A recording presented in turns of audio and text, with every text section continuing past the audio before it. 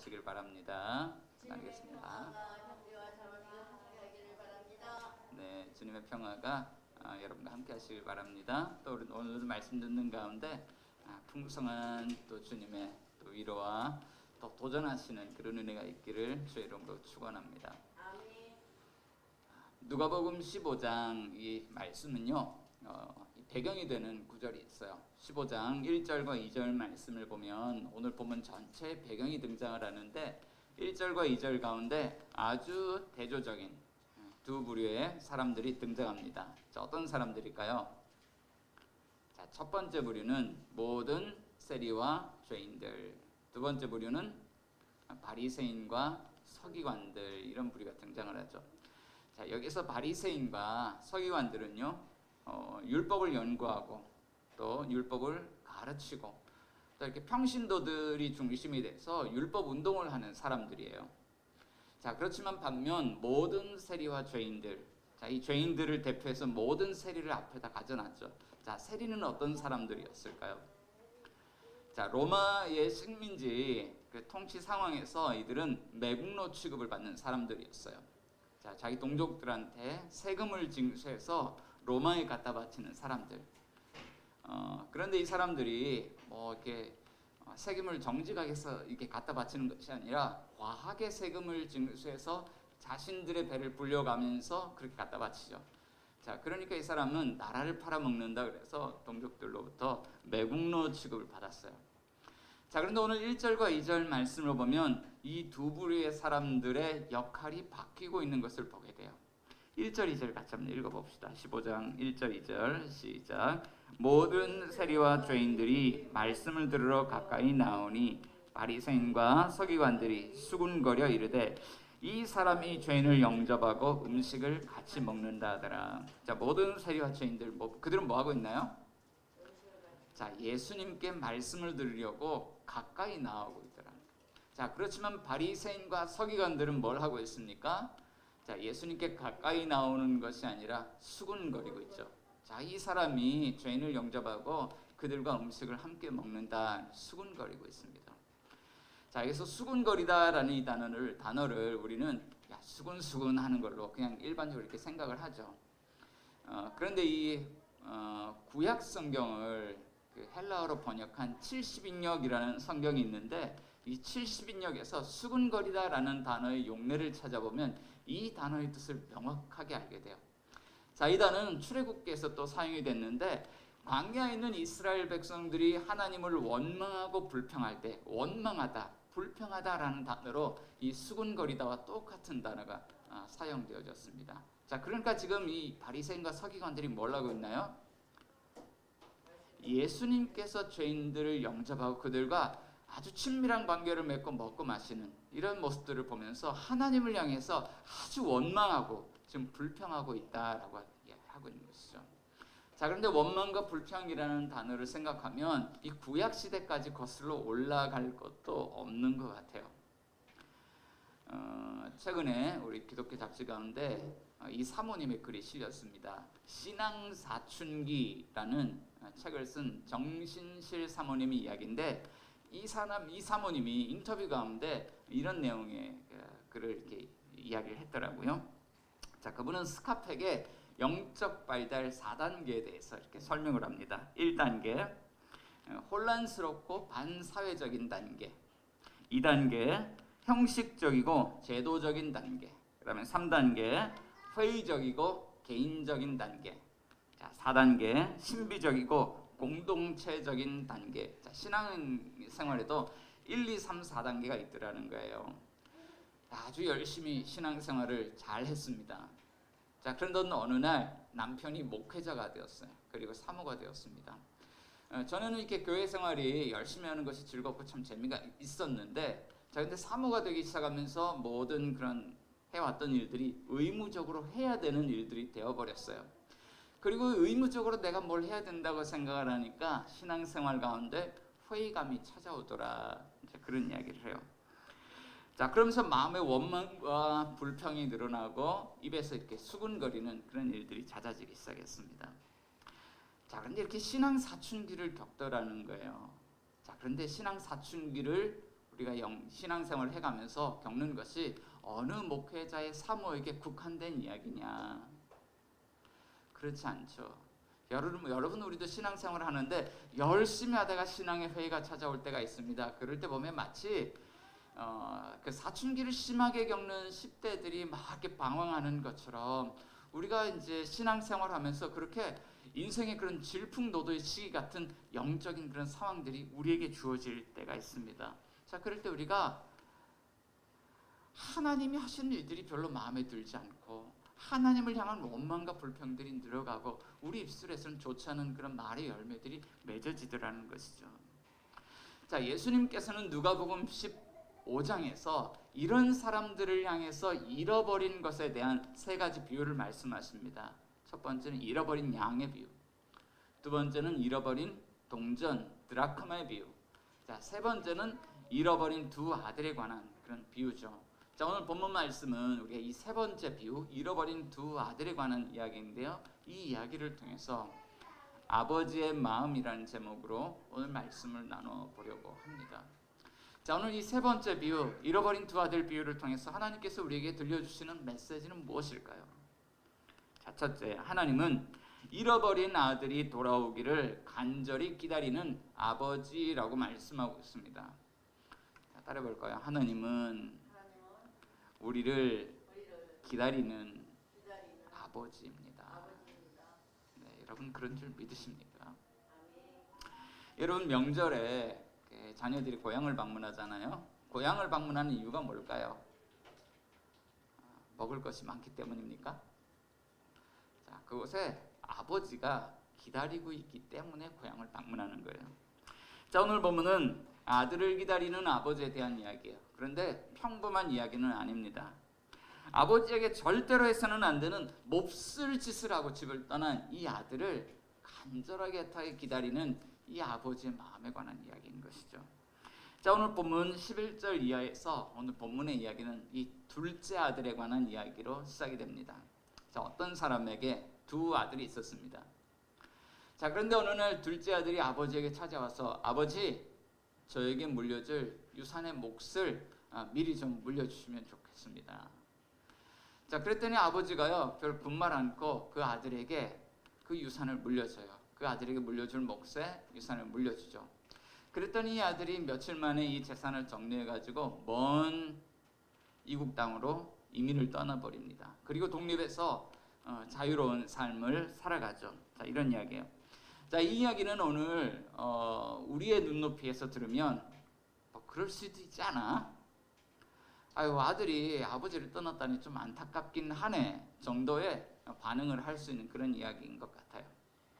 자, 그런데 예수님께서 오늘 가르치시고 있는 그 공생의 사역 당시에 그때 이 문화의 눈높이에 가서 우리가 이 글을 읽어보면 상당히 뉘앙스가 달라지는 것을 알 수가 있어요. 자, 그 당시는요, 농경 문화 사회였습니다. 그리고 가정은 가부장 제도죠. 가부장 중심의 그런 가족이고 이 대가족들 단위로 모여서 사는 부족 공동체를 이루고 있었습니다. 농사를 지으려면 일손이 필요하기 때문이죠. 자, 그리고 이들에게 있어서 재산이라고 하는 것은 무엇을 의미했을까요? 자, 농사 짓는 사람들에게 제일 중요한 것, 그것은 농사를 지을 수 있는 땅이에요. 그리고 농부들에게 있어서 땅은요, 그들의 생명입니다. 자, 그런데 어느 날 이 둘째 아들이 아버지께 찾아와서 자기 몫의 유산을 달라는 거예요. 자, 아버지가 아들에게 유산을 물려준다는 것은 무엇을 의미할까요? 이 땅은요, 농부의 땅은요, 농부가 평생을 관리하고 있다가 자, 본인이 세상을 떠나게 돼서 더 이상 관리할 수 없을 때 이제 그때 아들들에게 나눠주는 거죠. 자, 그런데 이 둘째가 아버지에게 찾아와서 이 땅을 물려달라고 했다는 것은 어떤 의미가 될까요? 자, 이 아들을 보니까요, 아직 결혼도 하지 않았어요. 그러니까 20살도 안 된 아주 어린 아들이에요. 너무나도 철이 없죠. 자, 그런데 아버지, 제 몫의 유산을 물려주세요. 저는 농사 짓기 싫어요. 여기를 벗어나서 살고 싶어요.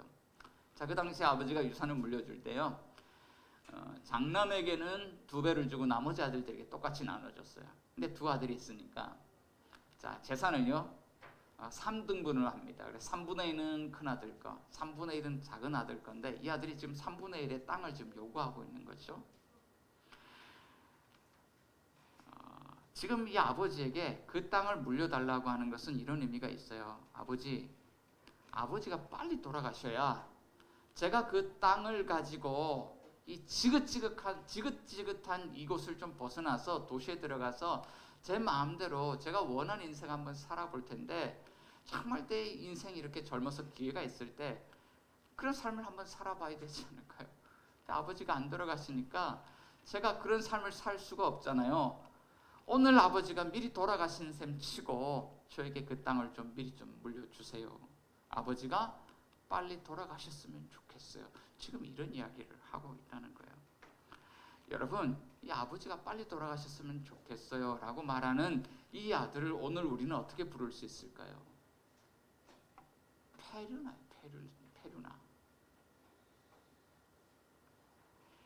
자, 그리고 율법은 이런 페류나에 관해서 어떻게 율법을 적용하고 있냐면 신명기 21장 21절에서 이렇게 이야기를 합니다. 그 성읍의 모든 사람들이 그를 돌로 쳐 죽일지니 이렇게 해서 너희 중에서 악을 제하라. 자, 그러니까 율법에 의하면 이 아들은 어떻게 해야 됩니까? 성읍 사람들이 돌을 가지고 와서 이 아들을 돌로 때려 죽여야 되는 것이죠. 이 패륜 자식에 대한 율법은 매우 엄격했습니다. 자, 그렇지만 아버지는요 아주 이해할 수 없는 행동을 합니다. 동네 사람들이 이 사실을 알고 돌을 들고 이 아들 앞에 나타나기 전에 이 얼른 둘째 아들이 자신의 몫을 가지고 떠날 수 있도록 이 유산의 3분의 1을 탁 정리해서 나눠주는 거죠. 자, 아버지가 물려준 것은 땅이었습니다. 동네에서 다 알만한 땅이죠. 이 아들이 이 땅을 정리를 해서 쉽게 떠날 수 있었을까요? 이 땅을 가지고는 어디도 못 가요. 한번 이런 상상을 해봤어요. 이 땅을 받고 동네 사람들이 알기 전에 빨리 현금화해서 튀어야 되는데 이 땅을 이 사람이 어떻게 정리를 했을까? 아마 자기 아는 지인을 통해서요 아주 헐값에 팔아 넘겼을 것 같아요. 그런 상상을 한번 해봤어요. 자, 그 후에 이 아들이 이민을 떠나서 이제 이런 삶을 살아가요. 14절 말씀 가운데 보면 이렇게 살았더라는 거예요. 14절, 거기서 허랑방탕하여 그 재산을 낭비하였더라. 자, 이제 둘째 아들 인생은 어떻게 되었을까요? 자, 그는 이 지긋지긋한 이 농촌 시골을 떠나서 도시 안에 들어가서 한번 멋들어진 인생을 한번 살고 싶었어요. 자, 그가 원하는 인생을 얻었을까요? 얼마 후에 이 아들에 관한 소식이 들려왔습니다. 그 후레 자식 망했다던데요. 자, 오늘 성경은요 그에 관해서 이렇게 이야기를 하고 있죠. 그는 모든 재산을 탕진했습니다. 그리고 얼마 지나지 않아서 심각한 기근이 찾아왔습니다. 그는 가난해졌고 궁핍해졌고 배고픔을 견딜 수 없었습니다. 그래서 이방인들이 사는 이 지역에서 이방인들의 종이 되기로 결심을 하죠. 그리고 돼지 우리에 있는 그 돼지들 치는 그런 불결하고 더러운 그런 일들을 마다하지 않고 일을 하게 되었습니다. 자, 그럼에도 그의 입은요 풀칠하기가 너무너무 힘들었어요. 너무너무 배가 고픕니다. 그래서 이 돼지를 치면서 그의 시선이 항상 머무는 곳이 있었는데 이 돼지가 먹는 쥐업 열매, 돼지우리에 있는 돼지 밥그릇에 있는 이 돼지가 먹는 쥐업 열매에 그의 시선이 항상 고정되어 있었다는 거예요. 자, 율법에서도요 이 돼지는 부정한 짐승이죠. 유대인들이 절대 가까이 가지 않은 불결하고 더러운 짐승. 자, 그런데 이 아들이 아버지의 집을 떠나서 얼마나 비참한 삶으로 떨어졌냐면 그 돼지우리 밥그릇에 관심을 갖는 그런 존재가 되었다라는 거예요. 자, 그는 아버지의 돈만 있으면 인생의 진정한 행복을 얻을 것이라고 생각했습니다. 그렇지만 그가 얻은 것은 실제로 가난하고 궁핍한 삶이었더라는 거예요. 자, 그제 이제 제정신이 돌아옵니다. 여러분, 이제 가난과 궁핍이라는 게 참 내 인생에 만약에 찾아온다 그러면 이건 저주야라고 말할 수 있는 것이죠. 자, 그런데 오늘 본문을 보면 때로는 하나님께서 우리를 잘못된 길에서 돌이키기 위해서 가난과 궁핍이라는 도구를 사용하시기도 하는 것 같아요. 자, 우리는 역경과 어려움을 만날 때 고난의 의미를 잘 해석할 필요가 있습니다. 가난과 궁핍이 찾아왔을 때 비로소 정신을 차렸다라는 거예요. 자, 이 아들이 정신을 차리고 난 후에 이 아들은 무엇을 했을까요? 17절에서 20절까지 말씀 보면 이 아들은 첫 번째 아버지의 집을 기억했어요. 17절 한번 같이 읽어보겠습니다. 17절입니다. 시작. 이에 스스로 돌이켜 이르되 내 아버지에게는 양식이 풍족한 품꾼이 얼마나 많은가. 나는 여기서 줄여 죽는구나. 내 아버지 집에는 양식이 풍족한 품꾼이 얼마나 많은데. 자, 그리고 두 번째, 그는 자신이 죄인이라는 사실을 깨닫고 죄인됨을 인정하고 고백하죠. 자, 18절도 한번 쭉 읽어보겠습니다. 시작. 내가 일어나 아버지께 가서 이르기를 아버지 내가 하늘과 아버지께 죄를 지었사오니. 야, 내가 아버지께 가서 이렇게 말씀드려야 되겠다. 아버지, 제가 죄인입니다. 제가 죄를 지었습니다. 하나님과 아버지께 제가 죄를 지었습니다. 죄를 지었다는 것을 인정하고 받아들이죠. 나는 죄인이다. 자, 그리고 세 번째는요, 이 문제를 어떻게 해결할지 해결책을 생각해요. 우리 19절과 20절 상반절 한번 읽어보겠습니다. 19절 시작. 지금부터는 아버지의 아들이라 일컬음을 감당하지 못하겠나이다. 나를 품꾼의 하나로 보소서 하리라 하고 이에 일어나서 아버지께로 돌아가니라. 자, 세 번째 뭐라냐면 해결책을 생각하는데 여기서 품꾼이란 말이 나와요. 아버지에게로 돌아갈 것을 생각을 하는데 아버지의 아들로 돌아가는 것은 차마 말할 수 없죠. 야, 나는 자격이 없어. 그런데 심지어 아버지의 집에서 종으로 안전하게 살아가는 것도 차마 입에 담을 수가 없어요. 나는 그것조차도 자격이 없어. 그래서 생각한 게 품꾼이 되겠다. 품꾼은요, 일용직 노동자입니다. 우리 집에 일손이 많이 필요한데 우리 집에 있는 사람들 가지고 일이 안 돼요. 그럴 때 일용직 품꾼을 뽑아서 일당을 주면서 일을 좀 나누어 주는 것이죠. 그러니까 집 밖에 사는 그런 일용직 근로자예요. 만약에 내가 아버지께 돌아가서 아버지께 진 이 죄값을 치를 수만 있다면 내가 이 집안의 품꾼이 되어서 아주 천천히 평생에 걸쳐서 내가 이 죄값을 달게 받겠다. 아버지께 진 빚을 갚아 나가겠다. 그런 마음을 먹죠. 자, 여러분 이것이 무엇입니까? 스스로 돌이키는 것. 여러분 이것이 회개잖아요. 하나님이 하나님의 목적대로 우리를 살도록 지어놓으셨는데 우리가 하나님 목적대로 살지 않고 내 마음대로 살다가 인생이 무너져요. 그럴 때 깨닫죠. 야, 내가 하나님 앞에서 죄를 지었구나. 그리고 다시 하나님이 원하시던 삶의 방향을 향해서 돌이켜서 돌아가는 것. 여러분 이게 회개지 않습니까? 자, 그런데 잃어버린 것에 관한 세 가지 비유에서요, 이 세 번째 비유가 앞에 나오는 두 가지 비유, 잃어버린 양에 관한 비유, 잃어버린 동전에 관한 비유와 다른 점이 여기에 있어요.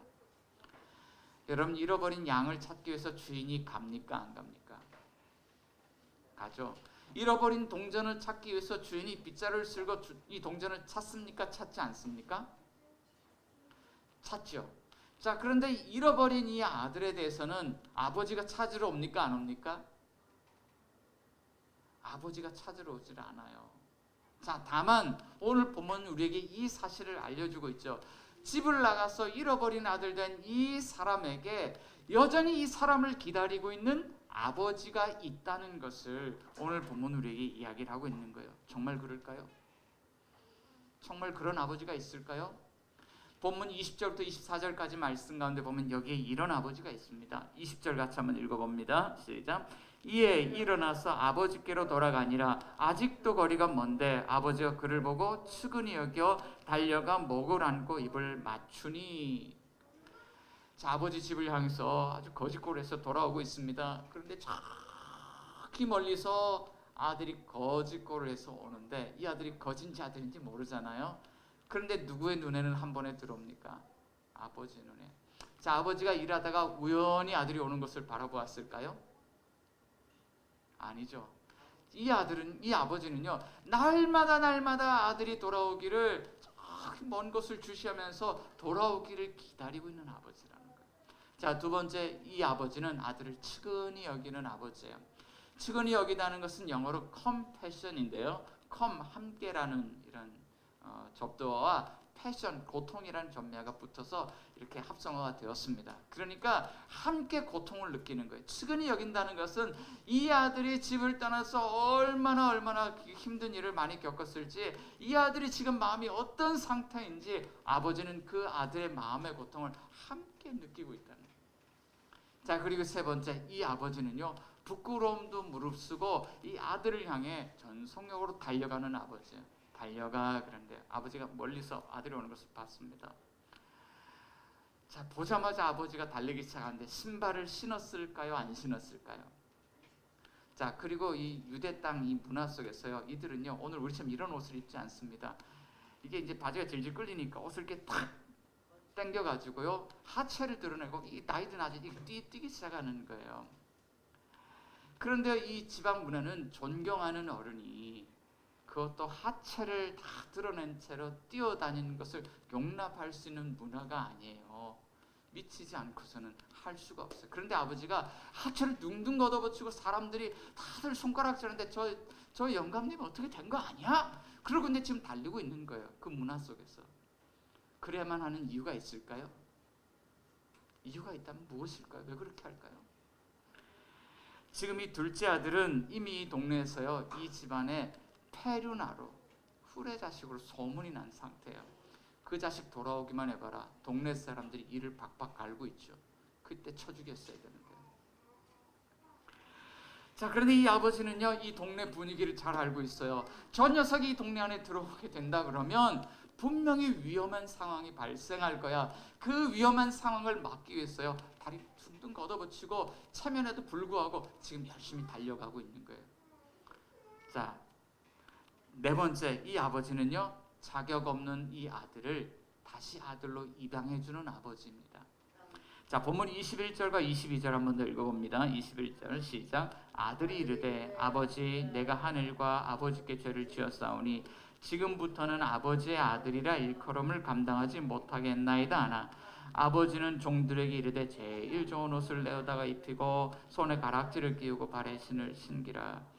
자, 멘트를 생각했어요. 아버지, 저는 아버지의 아들로서도 자격이 없고 종으로서도 자격이 없고 그냥 품꾼으로 써주시면 제가 평생 아버지 잘못한 이 죄값을 제가 받겠습니다. 그리고 멘트를 열심히 준비를 했는데 아버지가 들을까요? 안 들을까요?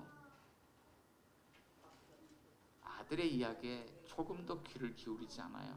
그리고 종들을 불러다 시킵니다. 야, 집에 제일 좋은 옷 가져와. 그리고 내 반지 가져와. 내 신발 가져와. 이 아들에게 제일 좋은 옷 입혀주고 가락지 끼우고 신발 신겨줘라고 이야기하는 거예요. 자, 옷을 입혀준다는 것은 이런 거죠. 야곱이 아들 요셉에게만 특별하게 채색 옷을 만들어서 입혀주었어요. 얘는 아주 귀한 집 자식이야. 이런 의미죠.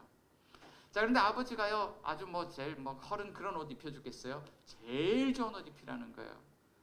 무슨 이야기냐면 이 아들은 내 아들이고 내 사랑받는 아들이고 내 귀한 아들이야. 옷을 입혀주고 가락지를 끼고 신신겨 줌으로써 그 이야기를 지금 하고 있는 거죠. 자, 그리고 아버지가 무엇을 합니까? 살찐 소를 잡아다가 동네 잔치를 벌이자는 거예요. 자, 이 동네 사람들은요, 이 아들, 이 후레 자식이 돌아오면 돌로 쳐 죽인다 그러고 있는 사람들이에요. 그런데 아버지가 잔치를 베풀어요. 동네 사람들 불러도 괜찮을까요? 잔치를 베푸는 이유가 뭐죠? 지금 이거예요. 이것을 동네 사람들에게 이 아들을 내가 다시 입양했다는 것을 확인하지 않으면, 공식화하지 않으면 이 아들이 어떤 위기가 생길지 모르기 때문에 동네 잔치를 베풀어서 동네 사람들을 모아놓고 이 아들이 돌아왔습니다. 이 아들이 내 아들입니다. 그것을 공식화하고 있다는 것이죠. 이것이 잃어버린 아들을 기다리는 아버지의 마음입니다. 청년 시절에요, 아주 힘들었던 시기를 보내고 있었습니다. 인생이 아주 엉망이 되었습니다. 자, 그런데 이때 지나가던 동네 개척교회에 철문이 빼꼼하게 열려 있었어요. 그리고 뒤에 들어가서 그 뒤에 있는 의자에 앉았습니다. 그런데 펑펑 눈물이 나는 거예요. 아무도 없는 작은 교회 예배당 그 뒷좌석에 앉아서 펑펑 우는데 그때 마음속에 이런 세미한 음성이 들렸습니다. 아들아, 잘 돌아왔다. 세상에서 길을 잃고 인생이 무너질 때 여러분 무엇을 생각하십니까? 언제나 돌아갈 수 있는 좋은 아버지의 집, 또 그리고 아들을 애타게 기다리는 아버지가 있다는 것을 여러분 기억하십니까? 자, 그렇다면 우리는 이것을 왜 기억해야 될까요? 둘째로 우리의 아버지는 잃어버린 자녀들이 회개하고 돌이켜 하나님 나라의 잔치에 참여하는 것을 기뻐하시는 분이시기 때문에 그래요. 자, 우린 종종 이런 고백을 해요. 나는 하나님이 기뻐하시는 삶 살길 원해요. 나 주님의 기쁨 되기 원하네. 내 마음을 새롭게 하소서. 새 부대가 되게 하여 주사. 주님의 빛 비추게 하소서. 내가 원하는 한 가지 주님의 기쁨이 되는 것. 내가 원하는 한 가지 주님의 기쁨이 되는 것. 아멘. 여러분 하나님의 기쁨이 되시길 원하십니까? 자, 오늘 본문을 보면 예수님은 이 세 번째 비유를 통해서요 아버지께서 기뻐하시는 것이 있다는 것을 우리에게 알려주고 있는 거예요. 뭘 기뻐하실까요? 23절 가운데 보면요 이렇게 이야기를 해요. 그리고 살찐 송아지를 끌어다가 잡으라. 우리가 먹고 즐기자. 자, 아버지가 즐거워하는 이유는 뭘까요? 여기에 살찐 송아지가 있기 때문일까요? 이 잔치집에 풍악과 그런 춤추는 소리가 있기 때문일까요?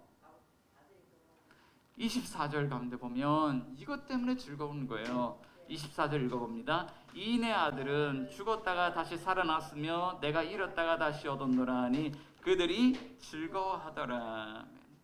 우리가 예배를 드릴 때 찬양이 즐겁고 예배가 즐거울 때가 있습니다. 그런데 하나님이 정말 기뻐하시는 건 뭐냐면 죄인 한 사람을 회개하고 돌아올 때, 우리가 마음을 돌이켜서 아버지께로 돌아갈 때, 그것이 아버지의 마음을 진정으로 기쁘게 한다는 거예요. 자, 그럼에도 불구하고 본문 안에 보면 이런 이야기가 나오죠. 28절 가운데 보면요, 그가 노하여 들어가고자 하지 아니하거늘 분노한 채로 이 잔치집에 들어가지 않으려고 버티고 서 있는 사람이 있습니다. 그는 누구일까요? 맏아들이죠. 자, 이유가 뭘까요?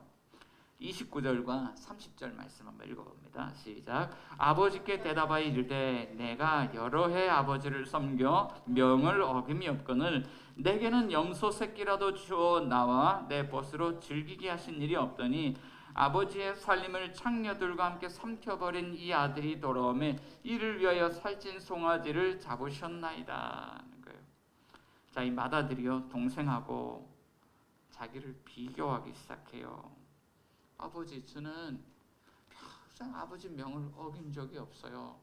하지만 저 녀석은 아버지의 재산을 받아가지고 나가서 창녀들과 뒹굴면서 다 탕진한 아들이에요. 나를 위해서는 염소 새끼 한 마리 잡아주지 않더니 어떻게 저 녀석을 위해서 살찐 송아지를 잡아줄 수 있습니까?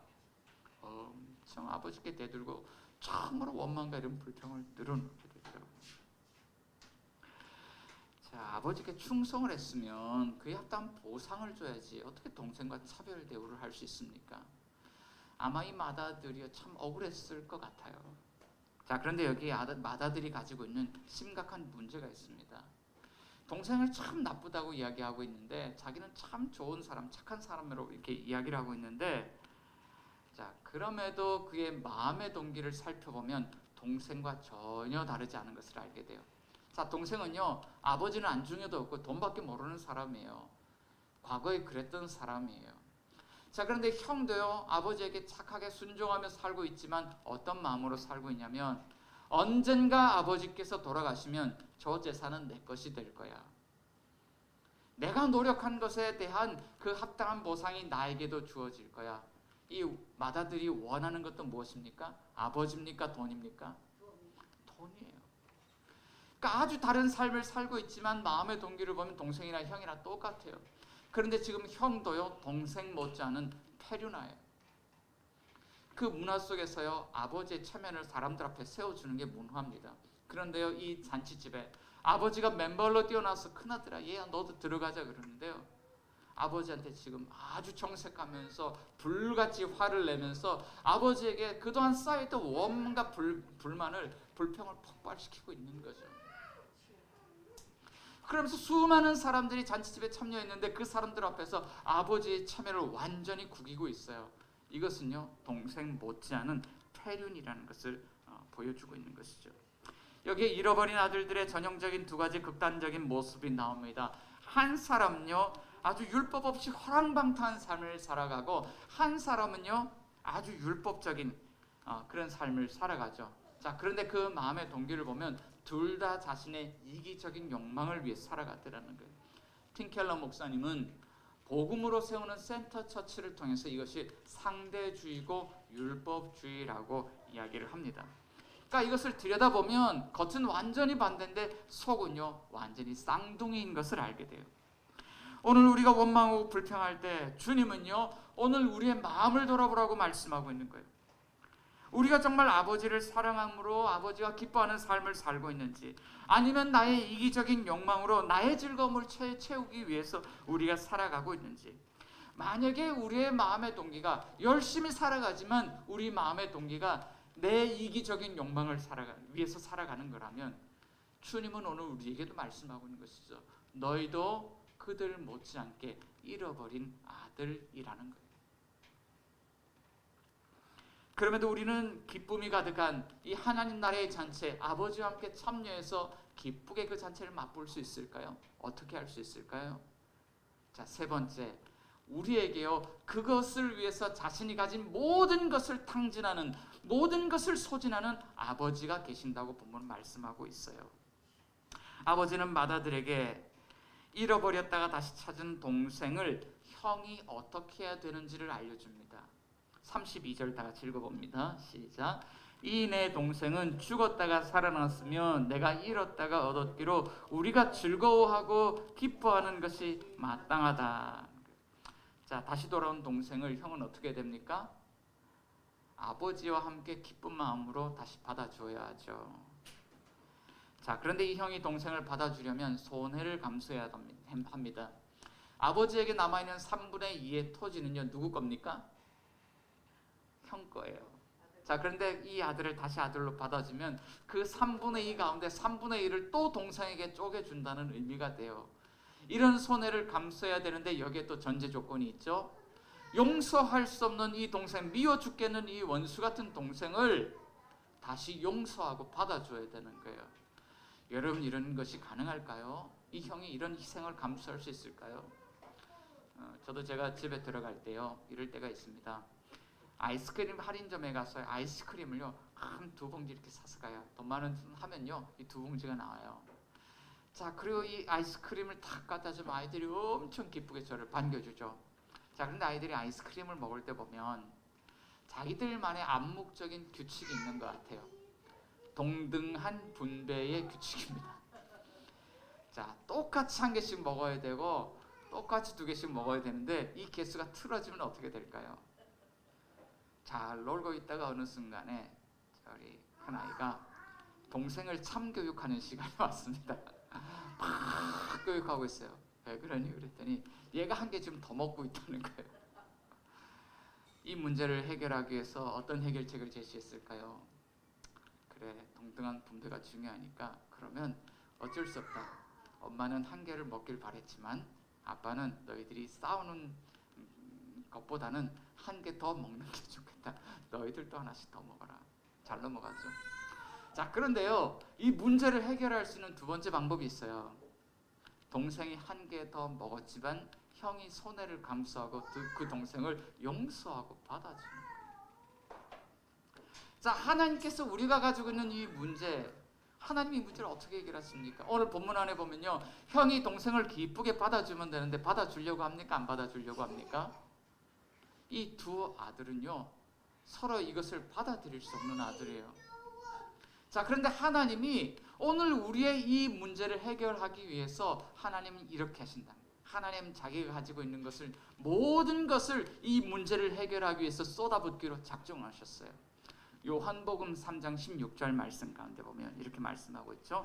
하나님이 세상을 이처럼 사랑하사 독생자를 주셨으니 이는 그를 믿는 자마다 멸망하지 않고 영생을 얻게 하려 하십니다. 자, 요한복음에서 영생은요, 다른 복음서에 나오는 하나님 나라와 같은 뜻이죠.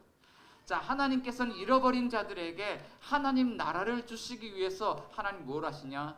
사랑하는 독생자 하나밖에 없는 외아들을 내어주신다는 거예요.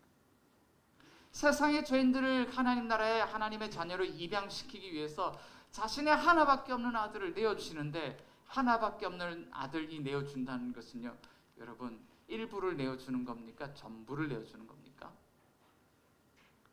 그 아버지는요, 모든 것을 희생하는 아버지예요. 자, 그런데 어떤 방식으로 내어줄까요? 로마서 3장 24절 말씀 가운데 바울은 이렇게 이야기를 하죠. 그리스도 예수 안에 있는 속량으로 말미암아 하나님의 은혜로 값없이 의롭다 하심을 얻은 자 되었느니라. 속량이란 단어가 나오죠. 자, 이것은 경제적인 용어입니다. 그러니까 노예 시장에서 노예가 몸값을 지불할 수가 없는데, 그 노예를 대신해서 몸값을 지불해 주는 것을 속량이라고 이야기를 하죠. 하나님께서 아들을 희생시키기로 했습니다. 그런데 이 아들이 자신의 재산의 3분의 재산의 자기가 가진 것의 3분의 1을 포기하고 용서해 주는 것으로 희생합니까? 이 아들은요, 이 노예와 같은 삶을 살아간 잃어버린 자들을 건져내기 위해서 자신의 생명을 온전히 내어주기로, 자신이 가진 것을 100% 내어주고 그 100%를 동생에게 내어주기로 결심했다는 거예요. 이것이 속량이죠. 사랑하는 여러분, 이것이 만일 사실이라면 우리는 어떤 삶을 선택할 수 있을까요? 우리의 길이 어긋나고 삶이 완전히 무너졌을 때도요, 이미 그 값이 지불되었잖아요. 우리를 위해서 모든 것을 탕진하시고 소진하시는 그 아버지의 마음을 생각하고 바라보면서 우리는 우리의 마음을 회개하고 돌이켜서 다시 아버지의 집으로, 그 잔치집으로 돌아갈 수 있지 않을까요? 사랑하는 여러분, 여러분의 삶에도 삶의 신앙 사춘기가 올 때가 있죠. 영적으로 방황이 될 때가 있죠. 그래서 마음에서 원망과 불평이 쏟아져 나올 때가 있죠. 그렇지만 오늘 아버지께서는 오늘 그 사랑하는 아들 안에서 모든 것을 내어주시는 그 아들 안에서 저와 여러분들을 은혜의 자리로 초대하고 있습니다. 여러분, 믿음으로 나오십시오. 여러분, 은혜로 나오십시오. 날마다 구원의 잔치의 기쁨을 누리는 이 기쁨을 우리의 참된 아버지께서 진정한 형과 함께 이 기쁨을 누릴 수 있도록 은혜의 삶을 우리에게 허락해 주실 것입니다. 이 시간 우리 같이 한번 기도하기를 원하는데요, 오늘 우리가 이 두 아들 못지않게 잃어버린 아들이었음을 좀 고백했으면 좋겠습니다. 주님, 왜 이렇게 우리 마음